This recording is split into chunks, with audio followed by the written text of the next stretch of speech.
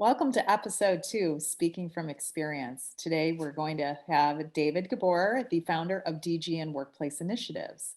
And I'm really curious, since we're just starting out 2022, can you tell me what some of the hot button issues are for this year? Well, thank you, Lisa and Jonathan, for your time and all that you folks do to support this business and your other clients. One of the things that I found with companies I'm working with is that there are many employees that were classified as exempt based upon what they were doing pre-pandemic, but because of the pandemic and the change in the roles in 2020 and 2021, many of these people are no longer exempt under the Department of Labor rules. So for example, a person who was managing 3 people now is not managing somebody. If they're not managing the employees, they may not be exempt.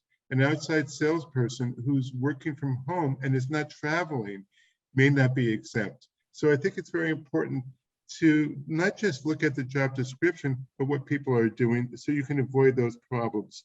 And the second one is many people are working remotely in different states. And the employers may know the state where all the people were working when people were all in the office, but now you've got people in other states.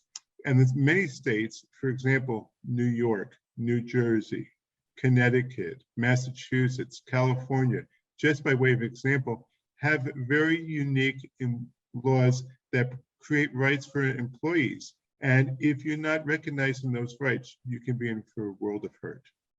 Wow, that's really interesting, David. Must make for a much more complex kind of business landscape, right, with remote working. Are there other concerns that employers should have going into the new year? Sure. One of them is many people were hired in 2020 and 2021.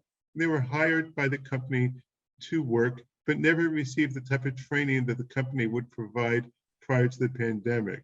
And also many companies press pause on training on harassment prevention initiatives, on diversity and inclusion, training managers on how to lead their teams. They press pause. But the EEOC, Equal Employment Opportunity Commission, and the state agencies and plaintiffs' lawyers have not pressed pause.